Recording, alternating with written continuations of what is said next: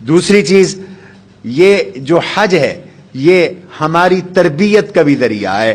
کون سی؟ اخلاقی تربیت. اس پوائنٹ پر ذرا آپ غور کریں, ذرا اس کے اوپر آپ توجہ کریں.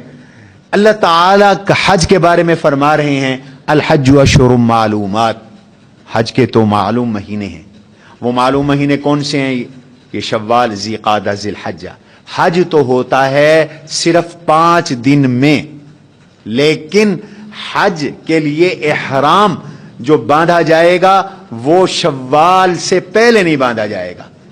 پہلے زمانے میں, اب بھی بہت سے لوگ پیدل جاتے ہیں یا دور دراز کے اسفار ہوتے ہیں, تو حج کے لیے احرام باندھ کر کب سے ہم چلنا شروع کریں گے؟ تو قرآن نے کہا کہ وہ شوال سے, شوال, ذی قعدہ, ذی الحج. فمن فرض فیہن الحج, جو کوئی بھی اپنے اوپر حج لازم کرے, وہ کیا کرے؟ 3 پابندیاں کرے. اللہ نے فرمایا 3 پابندیاں. فلا رفث ولا فسوق ولا جدال فی الحج ولا رفث.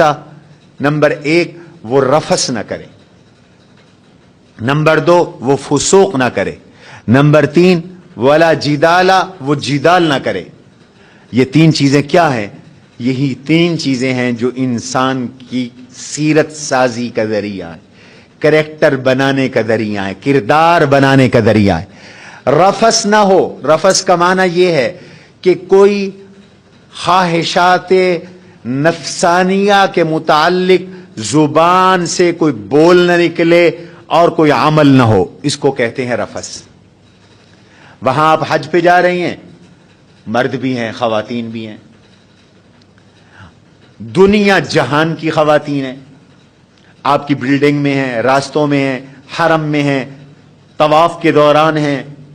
تو فرمایا دیکھو تم بھی جوان ہو, دوسری طرف جوان خواتین بھی موجود ہیں, تو تمہاری پہلی ٹریننگ یہ ہے کہ باوجود ہے کہ یہاں مخلوط مجمع ہے, مخلوط اجتماع ہے, شرق و غرب کے لوگ ہیں, کائنات کا سارا حسن یہاں پلٹا ہوا ہے, لیکن تم نے اپنے آپ کو اتنا مضبوط بنانا ہے, اتنا مضبوط بنانا ہے, اتنا مضبوط بنانا ہے کہ وہاں کوئی نفسانی ہیجان انگیز گفتگو نہ ہو. حتیٰ کہ میاں بیوی بھی جا رہے ہو اور حالت احرام کے اندر ہو تو اس طرح کی کوئی گفتگو نہ ہو, اس طرح کا کوئی عمل نہ ہو.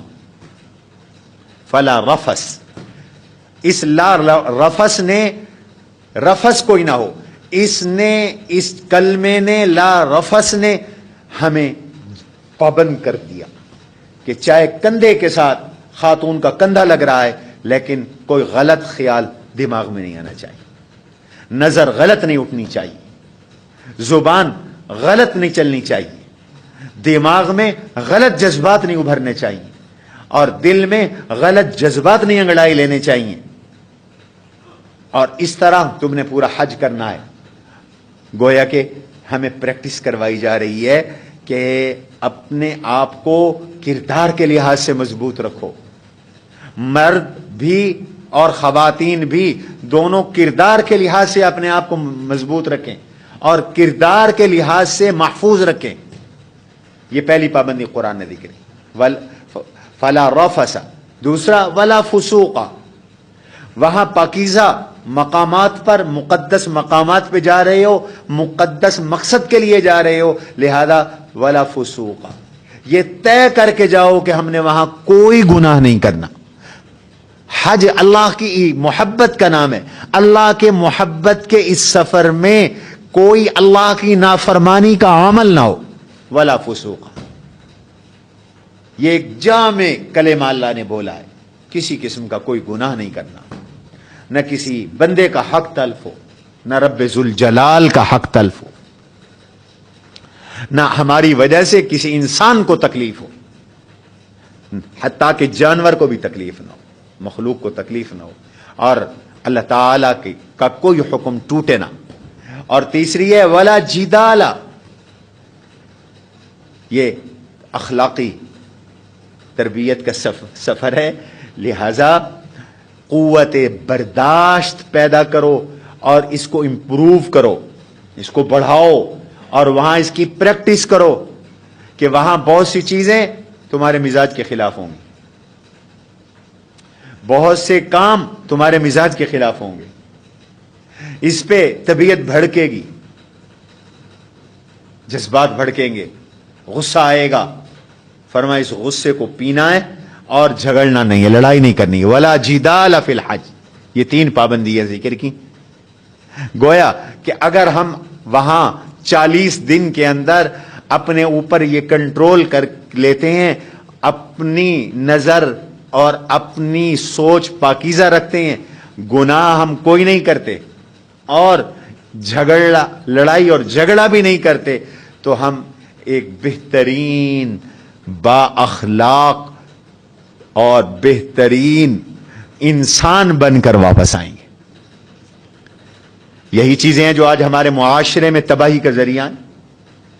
ہمارے کریکٹر خراب ہیں، ہم سب فسق و فجور میں لگے ہوئے ہیں، ہم سب لڑائیوں اور جھگڑوں میں لگے ہوئے ہیں، اور بڑھتے بڑھتے وہ لڑائیاں جھگڑے اس نوبت تک پہنچ گئے کہ اب ملک کے اندر فساد کی صورت پیدا ہو گئی ہے۔ تو حج کی جو غرض ہے وہ ان صفات کو انسانی معاشرے میں ابھارنا ہے، ایک مسلمان کے اندر ان صفات کو پیدا کرنا ہے، اس کو با اخلاق بنانا ہے، اس کو با کردار بنانا ہے۔